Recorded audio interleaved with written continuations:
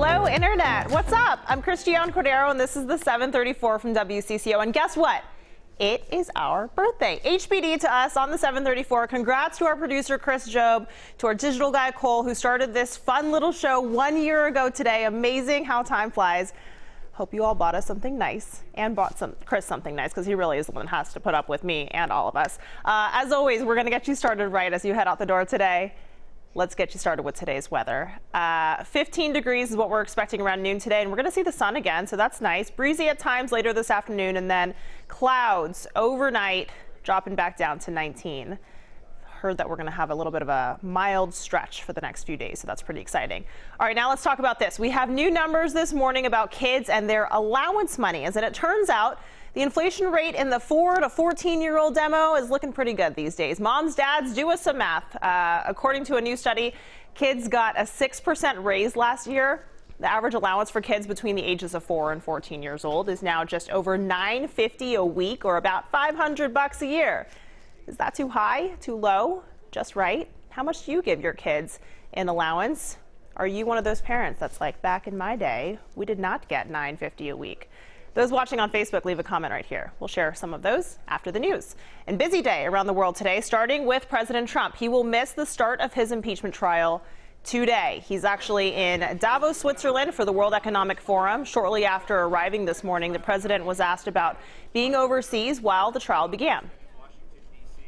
The other's just a hoax. It's the witch hunt that's been going on for years, and frankly, it's disgraceful.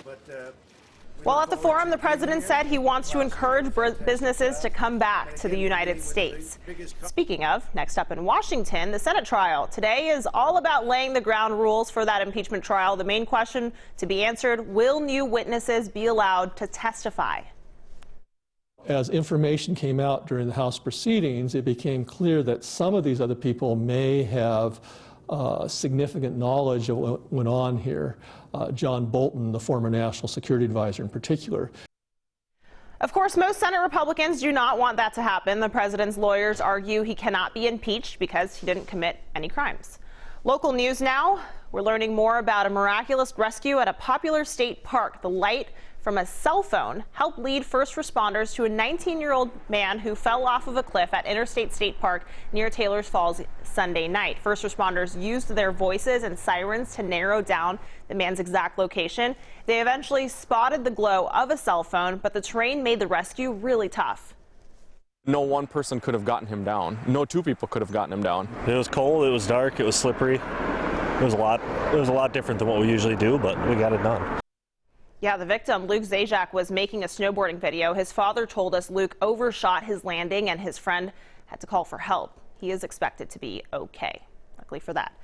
Hey, China's government says a deadly new strain of coronavirus can be spread from person to person. Big deal. Officials believe it started between animals and people, more specifically at a seafood market in central China. The CDC is now screening passengers flying from the outbreak city to 3 major U.S. airports. That's JFK, LAX, and San Francisco International.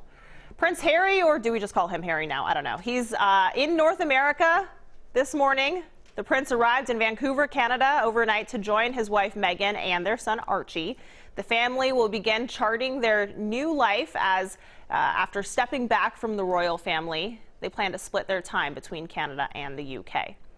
Puerto Ricans are very upset this morning, and understandably so. Hurricane relief supplies from 2 years ago were found in a warehouse. Puerto Ricans chanted in the streets of San Juan last night, calling for the resignation of Governor Wanda Vasquez.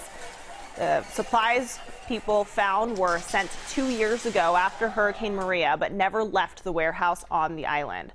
The governor has since fired 3 administration officials, including the emergency management director. Expired items will be tossed out, but everything else will get sent to areas affected by last month's quakes. Super Bowl 54 between Kansas City Chiefs and San Francisco 49ers could be the most expensive ever. Is it the game, or is it J-Lo and Shakira? Hard to tell. SeatGeek says the average resale price for a ticket to the game is more than $6,200. Cheapest ticket is currently listed at a bargain, $5,700. The resale price is nearly $1,000 more than the previous record holder for the most expensive game. Any guesses where that was? Hint, hint, over my shoulder. Yeah, Super Bowl 52 right here in Minneapolis. Resale tickets reached $5,300 here. Mostly people probably wanting to just get indoors. I don't know. Hey, this is cool. A Twin Cities man created something that might be fastest thing on ice. Kurt Anderson's rocket-powered sled burns hydrogen peroxide that decomposes into high-pressure steam. In 2017, Anderson's record attempt in Sweden crashed. His Rocket Boys team had since fixed any design flaws, and next month Anderson will try again to break a world record speed that was set on ice 39 years ago. I want to break the current world record of 247 miles an hour on ice from a standing start. So we've developed a 1-mile runway on Bear Lake, which is in Manawa, and I'm going to attempt the world record. Yeah, that will happen Sunday, February 16th at the Snowdio Snowmobile Rally in Manawa, Wisconsin. All right, let's get back to today's talker. We're bringing in WCCO's digital guy, Cole. Cole, what are people saying about allowance? Comments this morning. We have Tiana saying no allowance when they're old enough. My kids just get jobs at the grocery store. And we have Annette saying depending on what age of the child and how much the child helps out at home without complaining. And Tracy saying my kids get a free roof over their heads, free meals, clothes, laundry, etc. That's all the allowance they get. Yeah. On one hand, I mean, it seems like there are a lot of comments that are anti-allowance in general. I know some parents give it to their kids to try and, teach them how to be financially responsible and stuff like that. I was surprised to see 4-year-olds were part of the study. Yeah, I don't know. I definitely did not get any extra cash in my pocket at 4. But we have Lisa with an interesting angle. She says, I believe kids should earn commission, not allowance. Kids live in the house just like everyone else. They need to do their part, and if they can go above and beyond, they can earn a commission on those tasks. Sure. So that's quite the lesson. Yeah, that is interesting stuff. There you Cool. go. Thanks, guys. Yep. Appreciate it, Cole. Happy birthday, Cole. Oh, Not yeah. your actual birthday, but happy Happy birthday to us. 734 birthday. Yeah. Okay, cool. That's it for now. This is the 734 from WCCO, and most of the Twin Cities are on the go, so go ahead and make us your place for mobile news. We'll be back here tomorrow at 7:34, and until then, enjoy the internet.